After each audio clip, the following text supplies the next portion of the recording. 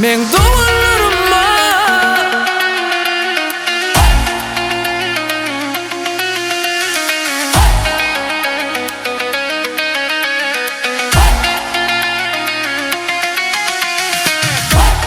Jagılap dünya gelen son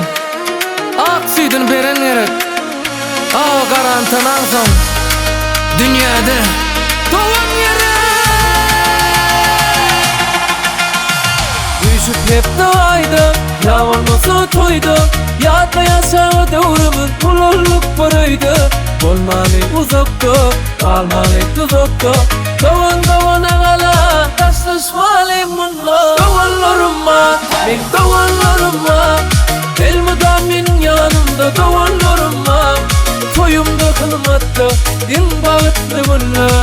Beni bağıtlı ediyen Doğanlarıma Doğanlarıma Ben doğanlarıma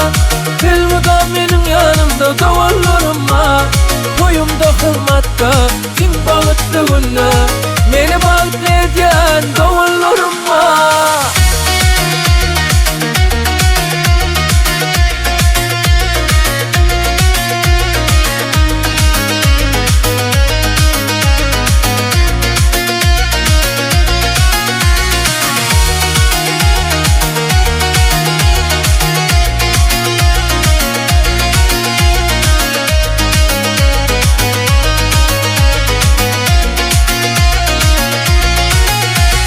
Sağalımı yatlap, doğanlarımı islap Allah'ım ayırmasın bir verekten asla Siz men gönüvancım, her yerde dayancım Siz başıma fena, hem taşıma kala Sağalımı yatlap, doğanlarımı islap Allah'ım ayırmasın bir verekten asla Siz men gönüvancım, her yerde dayancım Siz başıma fena, hem taşıma kala Doğanlarıma Ben doğanlarıma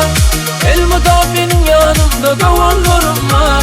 Toyumda kılmatta Din bağıtlı bunla Beni bağıtlı ediyen Doğanlarıma Ben doğanlarıma